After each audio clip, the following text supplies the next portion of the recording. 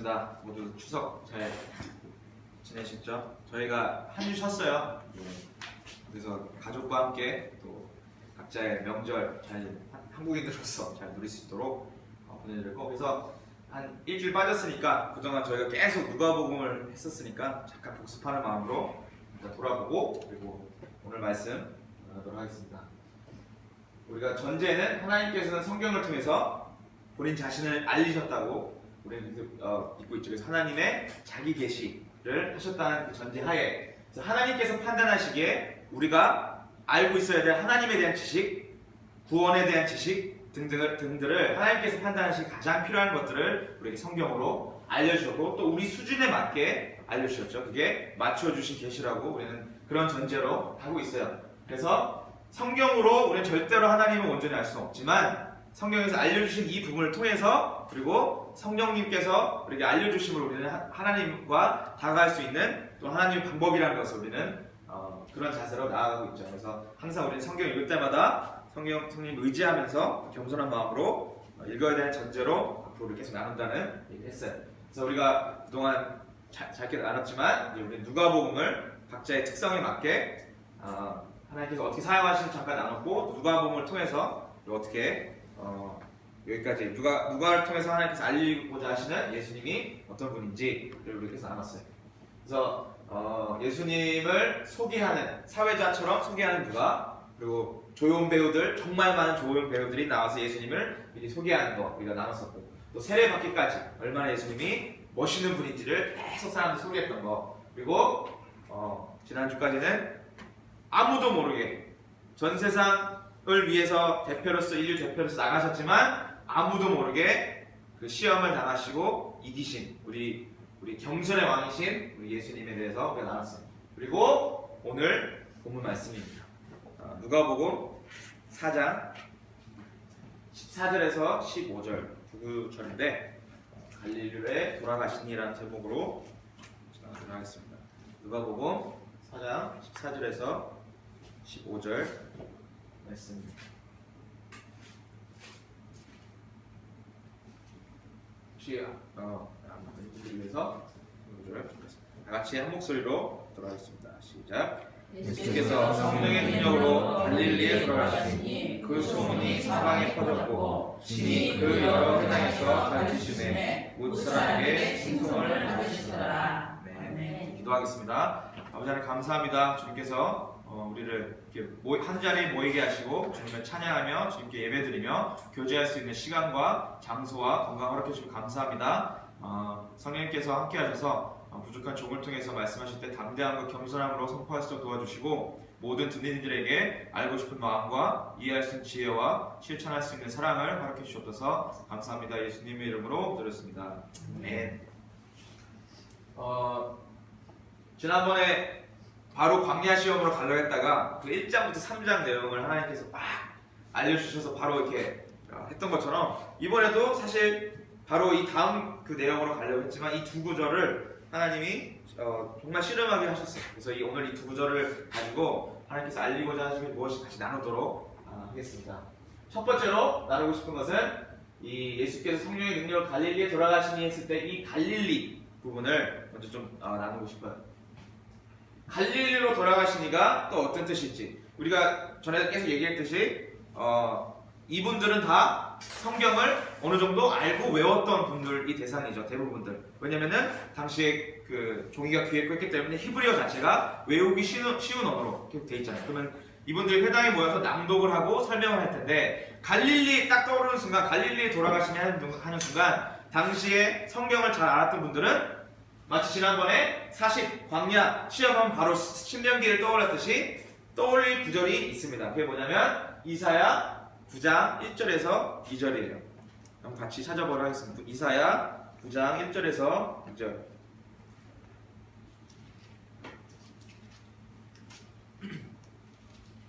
이사야 9장 1절에서 2절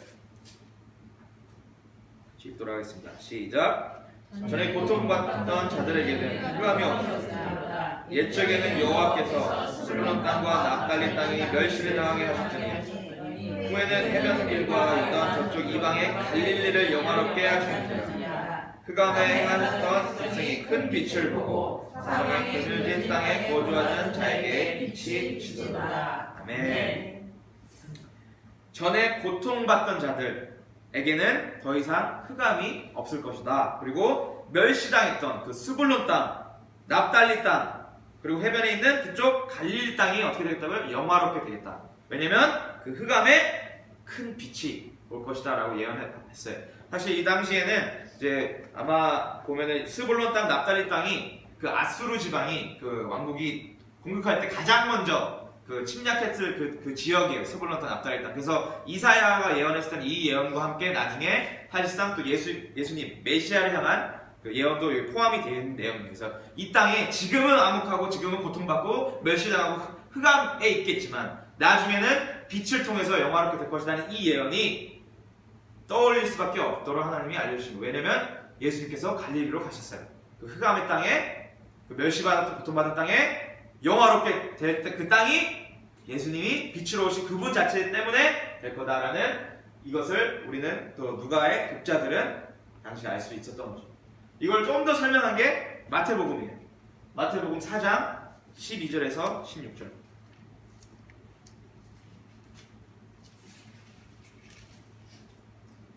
4장, 마태복음 4장 12절에서 16절 읽도록 하겠습니다. 시작. 예수께서 요한이 잡혔음을 들으시고 갈릴리로 물러가셨다가 나사렛을 떠나 스불론과 납달리 지경 해변에 있는 가버나움에 가서 사시니 이는 선지자 이사야를 통하여 하신 말씀이 이루려 하심이라 일렀으되 스불론 땅과 납달리 땅과 요단강 저편 해변 길과 이방의 갈릴리요 그 함에 앉은 백성이 큰 빛을 보았고 사망의 땅과 그늘에 앉은 자들에게 빛이 비추었도다 하였느니라. 아멘. 제가 방금 설명했던 것을 마태가 설명한 거예요. 그래서 갈릴리 지방은 당시에 여러분들 아시겠지만 이방인들처럼 취급받았던 전통 유대인들 순수 혈통이라고 믿었던 유대인들은 갈릴리 지방 사람들을 굉장히 무시했죠. 쳐다도 안 보고 그 혼합족, 혼족 또 뭐 이런 족속으로 여기면서 정말 멸시받았던 땅이기도 해요. 갈릴리 땅. 근데 이 땅에 예수님이 가셨어요.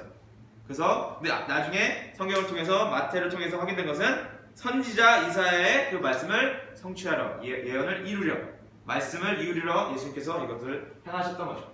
그래서 마가복음에는 이렇게 말씀하세요. 요한이 잡힌 후에 예수께서 갈릴리에 오셔서 하나님의 복음을 전파하여.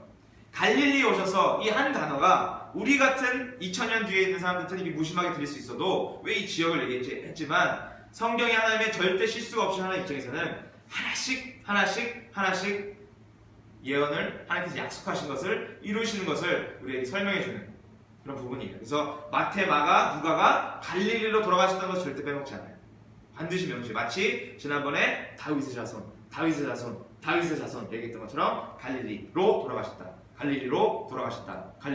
돌아가셨다. 기억해라. 갈릴리로 돌아가셨어. 무슨 뜻이야? 이사야에 예언됐던 그것이 이루어질 것이다. 이루어졌다. 왜? 그분이 메시아니까. 그분이 하나님의 아들이시니까. 이거를 처음에 들었던 독자들은 바로 인지를 했습니다. 흑암과 고통은 사라지고 이제 빛을 통해서 영화롭게 될 것이다. 그분이 바로 예언되었던 우리가 기다리는 메시아이기 때문이다. 이것이 이제 믿는 우리들에게는 굉장히 큰 감동과 기대와 기쁨으로 다가올 수밖에 없죠.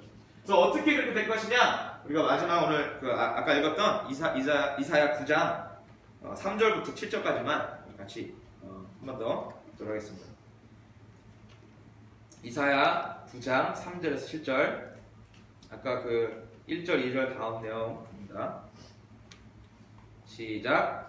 주께서 이 나라를 창성하게 하시며 그 즐거움을 더하게 하셨으므로 취소하는 즐거움과 탄식을 나갈 때의 즐거움 같이 그들이 주 앞에서 즐거워하오니 이는 그들이 무겁게 맨 멍에와 그들의 어깨에 채찍과 그 압제자의 막대기를 주께 꺾으시되 미디안의 날과 같이 하셨음이니이다. 어찌라 이 싸우는 군인들의 신과 피 묻은 옷이 불에 섭같이 쏟아지리니 이는 한 아기가 우리에게 낳고 한 아들을 우리에게 주신 바 되었는데 그의 어깨에는 정사를 메었고 그의 이름은 기묘자라 모사라 전능하신 하나님이라 영존하시는 아버지라 평강의 왕이라 할 것이라. 그 정사와 평강의 정함이 무궁하며 또 다윗의 왕자와 그의 나라에 군림하여 그 나라를 굳게 세우고 지금의 이후로 영원히 정의와 공의로 그것을 보존하실 것이라. 만군의 여호와의 열심을 이를 이루시리라. 아멘.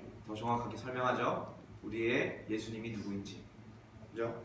한 아기가 우리에게 낳고 아들을 우리에게 주신 바 되었는데 그분은 기묘자라 모사라 전능하신 하나님이라 영존하신 아버지라 평강의 왕이라 할 것이라. 예수님 때문에 가는 거죠. 그래서 갈릴리 딱 들어온 순간에 우리에게는 그냥 지나가는 한 구절일 수도 있지만 누가복음, 마태복음 그리고 마가복음에서는 예수께서 성령 능력으로 갈릴리에 돌아가시니 그분이시구나. 역시 그분의 예언의 성취의 길에 여기도 하나님 다루셨구나. 하나도 이루신 것이 안 이루신 것이 없으시구나. 갈릴리로 돌아가시니 뜻에는 이 뜻이 포함되어 있습니다. 그 소문이 사방에 퍼졌는데 무엇이 사방에 퍼졌냐? 여기 보시면 우리 성경을 한번 보세요. 보시면 14절 있잖아요. 14절 위에 여기 연관되어 있는 그 구절들 보이죠? 뭐가 나오죠? 마태복음 4장 12절, 마가복음 1장. 그리고 그 다음에 16절 한번 보세요. 16절 위에 보면은 뭐가 보이죠? 연관 크게. 그리고 마가복음 6장. 이 갭이 엄청난 갭이에요, 사실. 시간적으로 보면. 그리고 나서 31절 한번 보세요. 31절. 그 바로 위에 한번 보세요. 마가복음 몇 장? 네, 사실은 원래 순서대로 보면은 이 일이 있고 나서 이제 31절부터 쭉 이렇게 나와야 되는데 누가가 의도적으로 나중에 있는 일을 이렇게 삽입한 거예요. 그거는 다음 주에 저희 얘기할 거지만 예수님께서 가버나움 갈릴리를 가셔서 어떤 일을 행하셨는지 잠깐 기록한 것이 오늘 우리가 좀 더 읽은 내용인데 누가복음 4장 31절에서 37절 같이 한 목소리로 읽도록 하겠습니다. 시작. 갈릴리의 가버나움 동네에 내려오사 안식일에 가르치시매 그것들이 가르치심에 논란이 있는 그 말씀이 권위가 있으리라. 회당에 더러운 귀신 들린 사람이 있어 크게 소리로 이르되 나사렛 예수여 우리가 당신과 무슨 상관이 있나이까? 우리를 멸하러 왔나이까? 나는 당신이 누구인 줄 아노니 하나님의 거룩한 자니이다. 예수께서 꾸짖어 이르시되 잠잠하고 그 사람에게 나오라 하시니 귀신이 그 사람을 무리 중에 넘어뜨리고 나오되 그 사람은 상하지 아니한지라. 다 놀라 서로 말할 때 이 어떠한 말씀이고 공의와 능력으로 그런 귀신을 명함에 받았노라. 이에 예수의 소문이 그 근처에 사방에 퍼지니라. 귀신들을 쫓는 예수님의 권위와 예수님의 능력이 그 소문이 사방에 퍼졌어요. 무슨 소문이냐? 귀신 들린 자들. 이게 무슨 뜻이냐면 영적으로 좀 더 다음에 설명하겠지만 흑암의 권세가 이제 무너졌다는 얘기예요. 사탄의 지배하에 있던 그런 것 중에 가장 상징적인 표시였던 악의 영들이 이제는 와르르 조금씩 무너지기 시작했다는 거예요. 이제 승전가가 점점 나가고 있다는 거예요. 그 대표적인 것이 귀신 쫓는 거죠. 하나님이 이제는 전쟁터에 나가신다는 뜻이에요. 계속 패했던 우리가 이제는 이제 육체적으로도 이 세상 가운데서 예수님이 전진하고 나가고 있다는 그 의미인 거죠. 그 소문이 사방에 퍼졌다. 지금 누가가 얘기했던 예수께서 갈릴리로 돌아가시니 예언 성취 어떤 소문이 퍼졌다? 이 소문이 하나님께서 승리하고 계신다. 이제 다시 역전극이 일어날 거다. 악의 권세가 무너지고 그 대표적인 게 귀신 들었던 영들이 이제는 완전히 쫓겨나가고 있다. 이 소문이 퍼지기 시작한 거죠. 그 소문이 사방에 퍼졌고 그리고 친히 그 여러 회당에서 가르치심에 이 부분은 또 그 다음 나오죠. 누가복음 4장 그 다음에 38절 41절에 시몬의 장모와 병자들을 고치신 내용이 나옵니다. 이것도 짧으니까 같이 읽도록 하겠습니다.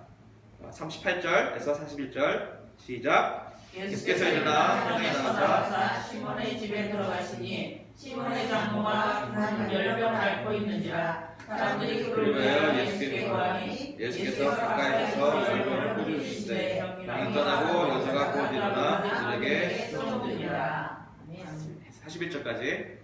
해질 무렵에 사람들이 온갖 병자들을 데리고 나오매 예수께서 일일이 그 위에 손을 얹으사 고치시니 여러 사람에게서 귀신들이 나가며 소리질러 이르되 당신은 하나님의 아들이니이다. 예수께서 꾸짖으사 그들이 말하면 허락하지 아니하시니 이는 자기를 그리스도인 줄 아니라. 점점 예수님의 그 구체적인 치유 사역에도 구체적으로 누가가 묘사하기 시작해요. 누가는 나중에 이제 오늘은 그 중점이 아니기 때문에 안 다루겠지만 가장 예수님의 사역들을 가장 자세하게 썼고 또 의사의 입장에서도 그 병자들의 상태까지도 자세히 기술했던 것이 누가이기 때문에 누가를 보면 볼수록 예수님이 어떻게 세세하게 어떤 일들을 행하셨는지를 알 수가 있는 부분인데 아까 그 소문에 그리고 아까 그 예수님의 능력에 첨가할 수 있는 자료들이 오늘 방금 읽었던 내용 중에 하나죠. 시몬의 장모를 말도 안 되는 그런 엄청난 병을 또 치유하시고 그리고 이제는 귀신들이 쫓아와가지고 예수님께 벌벌 떨면서 왜 우리를 힘들게 하신 난 당신 누군지 압니다 하면서 예수님 그 귀신들까지도 권위로 다스리시는 또 그 장면이 묘사된 거죠. 그리고 그 다음 절 42절에서 44절 복음을 전하시는 내용입니다. 42절에서 44절 시작. 날이 밝음에 예수께서 나아오사 안축한 곳에 가시니 우리가 찾다가 만나서 자기들에게서 떠나시지 못하게 만류하라매 예수께서 이르시되 내가 다른 동네에서도 하나님의 나라 복음을 전하여야 하리니 나는 이 일을 위해 보내심을 받았노라 하시고 갈릴리 여러 회당에서 전도하시더라. 아멘. 예수님 남아주세요. 여기 가서 좀 다스려주시고 이제 귀신들 치유받는 사람들 아직 더 많이 있으니까 제발 여기서 좀 있어주세요 라고 했을 때 예수님께서 아니야 나 가야 돼. 나 할 일이 많아. 아버지 할 일이 많아. 아버지 일을 해야 돼. 나 복음 전파해야 돼. 이 일 때문에 보내심 받았기 때문에 이 기쁜 소식을 난 전파하고 다녀야 돼 라고 하셨어요. 근데 그게 어떤 복음 전파냐? 마태랑 마가는 추가 설명하면 때가 찼고 하나님 나라가 가까웠으니 회개하고 복음을 믿으라 하시더라. 이 말씀을 계속 전파하고 다니셨던 거예요. 이때부터 예수께서 비로소 전파이르시되 회개하라 천국이 가까이 왔느니라 하시더라. 회개하라 천국이 가까웠다. 천국이 가까웠다. 복음이 전파될 것이다. 회개하라 라고 말씀하고 다니셨다는 거죠. 보통 보면은 이제 회당에서 가르치셨고 이제 전파하고 다니셨다는 거죠. 그래서 이 일이 바로 갈릴리에 돌아가시고 그 소문이 사방에 퍼졌고 그 여러 회당에서 가르치셨어요. 뭐를? 천국 복음을 가르치셨어요. 그러면서 어떤 상황이었냐? 사람들이 남아주세요. 나는 내 보내심 받은 일을 해야 된다. 나는 복음을 전파해야 된다라고 예수님께서 하신 거죠. 그래서 우리가 알았던 것처럼 수많은 사람들의 기대와 수많은 그 믿음의 선조들이 기대했던 메시아를 마침내 우리 받고 그분이 마침내 성령 안에서 세례를 받으시고 그리고 이제 드디어 인간이 그동안 못했던 마귀의 시험을 이기시고 이제 막 승전하러 가시는 그 장면인 줄 알고 저도 이제 묵상하고 같이 나눕시다. 우리 예수님 얼마나 멋있는지 라고 하려고 했지만 반전이 하나가 더 있었다는 거죠. 이 흐름 속에서 하나가 더 있었다는 거예요. 그게 뭐냐면 요한이 잡힌 후에 예수께서 갈릴리에 오셔서 라고 해서 갈릴리의 초점을 이제 둘 수도 있어요. 나중에 더 얘기하겠지만 예수님께서 이 뜻이 얼마나 더 멋있고 얼마나 우리를 위해 승리하신 이 의미가 무엇인지 나눌 수 있지만 오늘은 여기에 집중하고 싶어요. 요한이 잡힌 후에 라는 거죠. 마태복음에는 예수께서 요한이 잡히셨음을 들으시고 갈릴리로 올라가셨다. 요한이 잡힌 다음에서야 비로소 예수님이 갈릴리로 가셨어요. 잡히신 것을 들으시고 갈릴리로 올라가셨어요. 예수님은 시험을 이기시고 성령 충만하여서 바로 사역하러 가야지가 아니라 항상 그러셨듯이 아버지의 뜻을 기다렸어요. 이것이 요한이 잡힌 후에라는 뜻이에요. 왜냐하면 아직 요한의 사역이 남았어요. 그러니까 요한이 잡히기 전까지 예수님은 이 사역을 하지 않으셨어요. 근데 이 기간이 이제 여러 주석에서 좀 차이가 있겠지만 한 6개월 정도 된다는 거예요. 그러니까 예수님 세례 받으시고 바로 광야로 가셔서 시험에서 이기시고 천사들이 수종 들은 다음에 바로 나간 게 아니라 기다리셨다는 거예요. 요한이 아직 할 일이 있으니까. 근데 이게 뭐 했냐? 그러면 예수님께서 6개월 동안 요한복음이 이걸 충족시켜줘요. 요한복음. 왜냐면 요한복음은 공관복음에서 다루지 않았던 부분들을 직접 보는 입장에서 예수님이 뭐 하셨냐?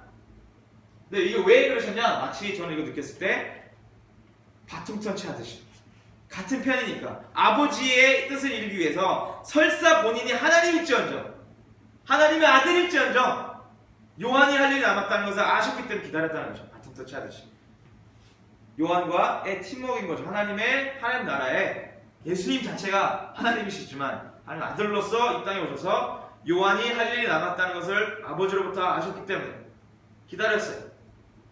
그래서 이 6개월 동안 무엇을 하셨냐?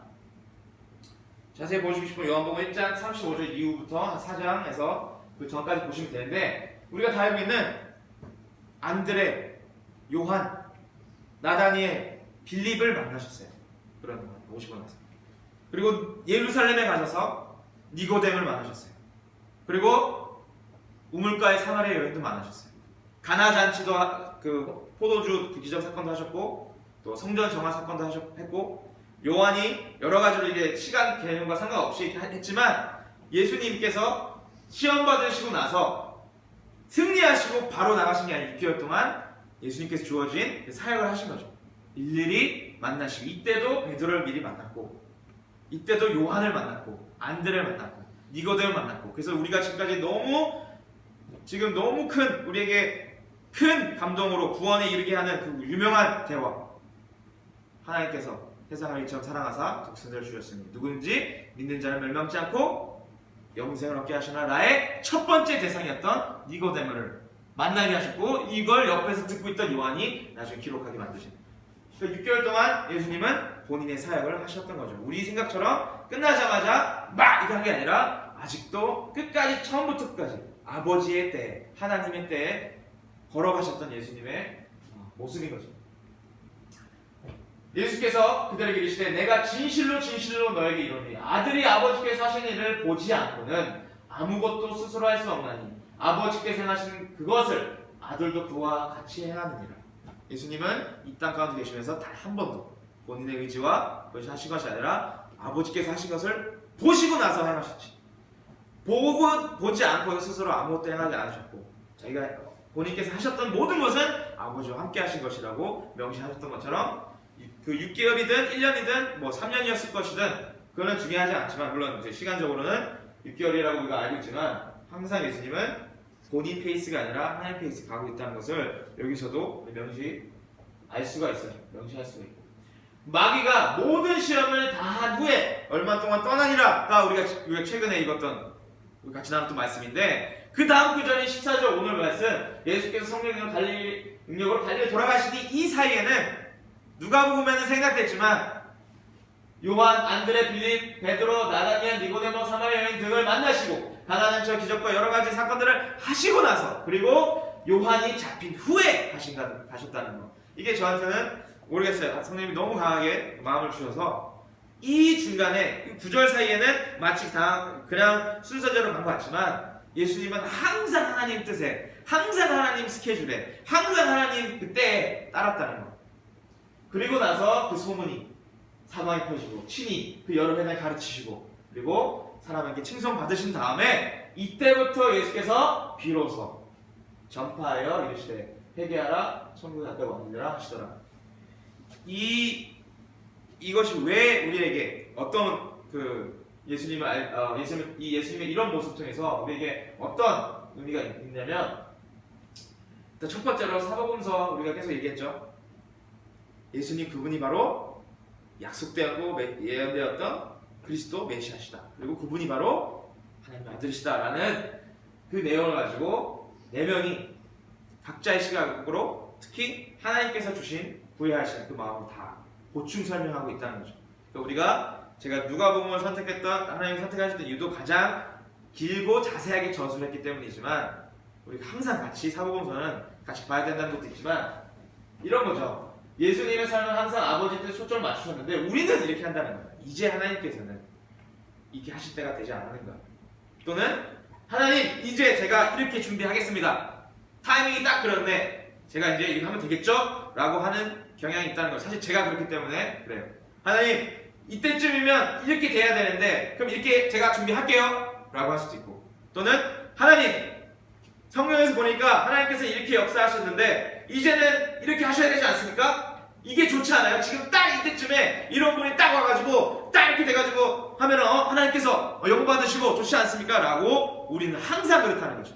특히 하나님의 일을 한다고 하는, 또 하나님의 종이라고 우리가 스스로 하나님 부르심 받고 일하는 사역자들이 이런 유혹에 안 빠질 수가 없을 정도로 힘든 그런 죄성을 우리 가지고 있어요. 근데 이것은 사역자뿐만 아니라 모든 크리스천들, 예수님과 교제하는 모든 사람들이 우리도 모르게 이때쯤이면 이런 분을 보내셔서 이렇게 돼가지고 잘 가야 되지 않습니까? 라고 할 수 있지만, 그런 생각조차 하지 않으시고 항상 아버지의 사랑하심으로 다가셨던 분이 우리 예수님이셨기 때문에, 근데 그분이 우리의 주님이시라면 우리도 역시 그렇게 이 본을 따라서 우리도 아들의 형상을 담기 위하여 하나님께서 우리를 태초부터 예정하시고 우리를 부르셨다면 우리 예수님이 어떻게 행하시는지를 보고 그분을 따라가는 것이, 그리고 우리 안에서 성령님께서 그거를 왜 이게 중요한 것인지를 알려주실 때 우리가 인지하고 깨닫는 것이 참 중요하다는 거죠. 요한이 잡히실 때까지 본인의 사역을 하셨지만 우리는 당연히 이렇게 해야 되지 않다고 생각했던 제 입장처럼 여러분들도 우리도 삶에서 이때쯤이면, 내 삶의 이때쯤이면 이렇게 하셔야 되지 않습니까라는 생각이 드는지, 근데 그런 생각이 들 때마다 우리 주 예수님은 어떻게 하셨는지를 항상 비교해 가면서 어떤 것이 옳은 방법인지, 예수님께서는 이렇게 말씀하시죠. 나는 아버지가 하는 것을 보지 않고는 아무것도 스스로 하지 않습니다. 설령 세상이 그렇게 나를 압박할지언정, 설사 내 가장 친한 사람이, 사랑하는 사람이, 주변 사람이 나를 조언해 줄지언정, 나는 아버지가 하는 것을 보지 않고는 스스로 아무것도 하지 않겠습니다 라고 했던 우리 주님의 본을 따라서 우리도 한번 그것을, 한 번이 아니라 우리 안에서 성령님께서 하게끔 하시기 때문에 그 민감한 음성을 우리도 민감하게 반응할 수 있는 우리가 되기를 바랍니다. 예수님께서 그렇게 하셨어요. 기도하시면서 아버지, 지금이 아버지의 때가 언제입니까? 아닙니까? 아버지 순종하겠습니다. 아버지가 하는 것을 보지 않고는 스스로 아무것도 하지 않습니다. 하시는 하나님이 그렇게 하셨다는 거죠. 하나님께서 이거 내가 하나님과 요한 너 물러나는데 세례 받았으니까 이것도 아니고, 요한이 할 것이 있기 때문에 나에게 주어진 일을 하면서 나중에 요한과 함께 요단강에서 세례 베푸세요. 그리고 요한이 잡히셨을 때 아마 굉장히 마음도 아파하시면서 그러셨겠지만 동시에 때가 됐구나, 사인이구나, 좋아, 난 아버지 일을 해야 가야 된다, 만류하고 나만 계시할 때도 나는 아버지 일을 해야 돼 라고 하시면서 회개해라. 거의 대부분 요한이 했던 거랑 비슷한 얘기를 하셨지만 본인이 하셨기 때문에 다른 거지만, 이 예수님의 모습을 우리가 깊이 묵상하고 우리가 그분을 닮기 위해서 이런 자료들을 누가가 사복음서의 저자들이 우리를 위해서 하나님께서 예배하셔서 작성하셨다는 것을 우리가 누렸으면 좋겠습니다. 세례 받으신 것도, 시험 받으신 것도, 갈릴리로 돌아가신 것도, 병을 고치신 것도, 복음 전파하신 것도, 능력을 행하신 것도 다 아버지의 뜻을 순종하신 예수님이었다는 것. 그리고 성령님과 함께 하신 예수님이었다는 것. 삼일체 하나님은 항상 함께 하셨다는 것. 항상 같이 하셨다는 것. 홀로 하신 것이 아니라 같이 하셨다는 것을 우리가 인지한다면, 우리가 결혼하고 또 결혼하시고 관계를 맺는 같이 하신다 항상 보잖아요. 하나님과 같이 한다는 게 무엇인지 몸소 보여주신 우리 예수님을 본받으면서 이번 주 일주일 동안 이분이 어떻게 걸어가시는지를 낱낱이 보면서, 이제는 우리가 습관적으로 의적으로 이제 이거 하려고 했을 때 조금이라도 성령님, 이게 아버지의 뜻이 맞습니까? 라고 물을 수 있는, 예수님이 우리에게 하셨던 것처럼 우리도 그렇게 하려고 먼저 부탁을 하고 싶습니다. 내 힘은 안 되기 때문에, 내 죄성이 자꾸 이걸 까먹게 하고 싶지 않게 했을 때도 하나님 강권적으로 붙잡아 주세요 라고 기도할 수 있는 그런 우리가 되기를 합니다. 마지막으로 한 번만 우리 오늘 읽었던 말씀이 딱 두 구절인데, 이 안에서 성령님께서 우리에게 하고자 하신 말씀이, 이 예수님의 행적들이 어떤 의미가 있는지 우리에게 다 각자 다를 텐데 같이 한번 우리 마지막 한 번만 우리 오늘 말씀 읽고 기도하고 마무리하도록 하겠습니다. 예수께서 성령의 능력으로 갈릴리에 돌아가시니 그 소문이 사방에 퍼졌고 친히 그 요단강에서 가르치시니 온 사람의 신성을 하시니라. 아멘. 기도하겠습니다. 아버지 감사합니다.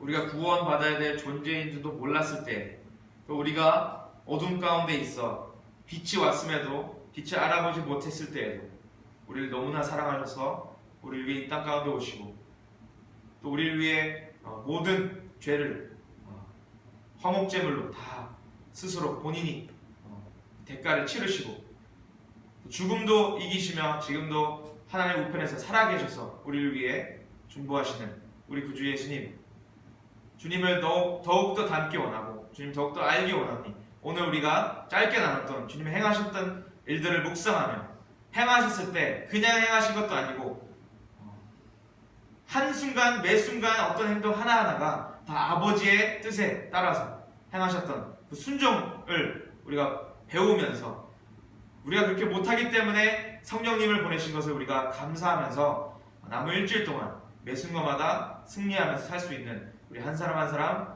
될 수 있도록 주님께서 인도해 주시옵소서. 기름 부어 주시고 우리가 부족하기 때문에 어떤 상황인지 인지 못할 때에도 성령님께서 보호하셔서 이끌어 주시고 날마다 우리 아들의 형상을 닮아가는 그 기쁨을 누리면서 이제 주일날 모였을 때 그 간증과 기쁨의 그 교제로 주님께서 축복해 주시고 더욱더 이것을 통해서 많은 사람들이 하나님께 돌아갈 수 있는 그런 통로로 사용해 주시옵소서. 감사합니다. 주님만이 모든 영광 받으시고 우리 얼마나 사랑하시는지를 날마다 자랑할 수 있는 우리가 될 수 있도록 인도해 주시옵소서. 감사합니다. 사랑합니다. 우리의 구세주이시고 주님이시며 가장 좋은 친구이신 예수님의 이름으로 기도드렸습니다. 아멘.